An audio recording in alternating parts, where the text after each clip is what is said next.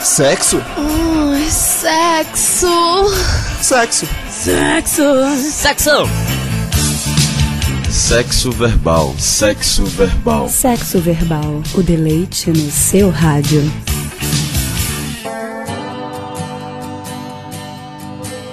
Amor é um livro, sexo é esporte. Olá, eu sou Clariana Rodrigues. E eu sou Felipe Cortez. No ar pela primeiríssima vez, o jornal que vai penetrar em um universo de opiniões e dúvidas sobre aquilo que muita gente faz e sabe que faz. Ou sobre aquilo que muita gente faz e não tem a menor ideia do que faz. Um universo muitas vezes resumido apenas a sexo. O universo da sexualidade. Isso quer dizer que sexo e sexualidade não são a mesma coisa? Sim, meu caro. O sexo é somente uma das formas de exercer nossa sexualidade. Uma forma muito animada de perpetuar a espécie. Já a sexualidade são todas as formas de busca do prazer. Quer dizer que tudo que fazemos reflete a nossa sexualidade? Correto. A sexualidade pode ser expressa por olhares, toques, voz. Até mesmo neste estúdio estamos exercendo nossa sexualidade. Entendo. Ora, por que você está me olhando assim? Queres fazer isso aqui? Calma, espera aí.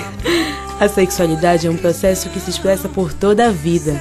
Já sei um exemplo. Quando crianças, nós somos apresentados as cores de menino, normalmente o azul, e de menina, o rosa. Esta atitude dos pais é uma forma de estimular um certo comportamento sexual. O comportamento, entre aspas, normal e correto. Sim.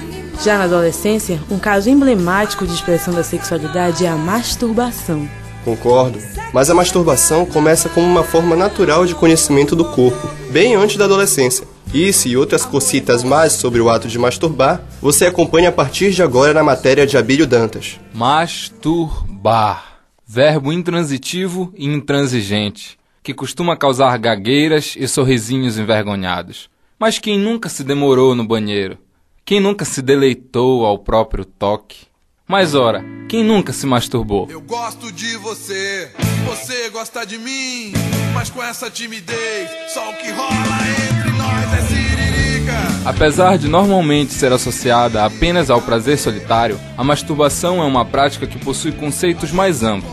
A professora Jimena Furlani, em seu site, a define como o ato de provocar prazer ao corpo através do toque das mãos. Além disso, masturbação também é uma forma de se satisfazer, de tirar as tensões, né, que a pessoa está tendo e tal. O médico Amaury Braga vê como algo normal. A masturbação, ela é um ato de amadurecimento que acontece na transição da adolescência para a fase adulta do ser humano. Ela pode ser vista como a iniciação da fisiologia sexual que visa, em termos biológicos, a reprodutividade, mas que, do ponto de vista psicológico, significa muito mais uma tentativa de aproximação ou de treinamento ou de autodescoberta como fase preparatória para a relação com o outro. Infelizmente, as coisas não são tão simples assim. A visão cristã de que o sexo deve servir apenas para a reprodução inibiu e demonizou durante muito tempo esta prática, e ainda hoje não a vê com bons olhos. Crescei e multiplicai-vos. Nada a ver esse papo, né? Senão, como fica o autoconhecimento? A estudante Larissa Brena nos conta a sua experiência. Eu sempre tive muito contato com isso, não na minha casa, porque na minha família sempre tiveram restrições para falar sobre essas coisas. Só que eu sempre busquei saber sobre sexualidade. Foi até como um autoconhecimento. Sempre começa com o chuveirinho do banheiro, ou com algumas outras coisas assim, e depois se transforma para algo mais profundo, que acabam melhorando o teu conhecimento sobre o teu corpo. O estudante Vinícius Monteiro também fala da sua experiência, que é um tanto diferente. No meu caso, eu comecei cedo, com cerca de 12, 13 anos. Então, praticamente quase comecei a ter relações sexuais muito mais cedo do que a me masturbar. Então, eu acho que talvez por isso eu não tenha tanta necessidade hoje em dia de me masturbar. Ah, as mulheres, tadinhas, tão historicamente reprimidas. Desde a queima dos sutiãs, muita coisa mudou, mas nem tanto. Muitas ainda se negam a admitir a prática. Os homens são mais sem vergonhas. Vem, meu menino vadio. A estudante Moená Mendes confirma. Talvez para para homem seja uma coisa mais aberta, para mulher não, a mulher sempre prefere esconder que faz. E se eu falar, uma amiga minha passou por uma coisa dessa, porque as pessoas têm receio de falar. Bem, não vá pensando que este ato é um privilégio dos adolescentes e jovens. As crianças de 3 a 6 anos já se masturbam durante a descoberta de sua anatomia, e os mais velhos podem utilizá-la como mais uma forma de alcançar o prazer. Afinal, uma coisa boa em si.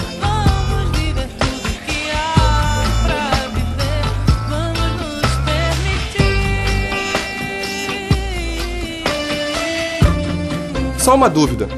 Masturbação faz crescer cabelo na mão? Não! Mitos como este sobrevivem até hoje, apesar de já terem sua falsidade provada por um homem na primeira metade do século XX. Sexo verbal. Sexo verbal. Nunca foi tão gostoso ouvir informação. Acompanhe agora a história de Albert Kinsey, contada pelo cinema, na resenha do filme Kinsey, Vamos Falar de Sexo, produzida por Paula Catarina. Hello, I'm Dr. Alfred Kinsey from Indiana University, and I'm making a study of sex behavior. Amor, paixão, sexo. Que ciência tem a ver com os nossos desejos e prazeres? Você aceitaria responder algumas perguntas sobre a sua vida sexual?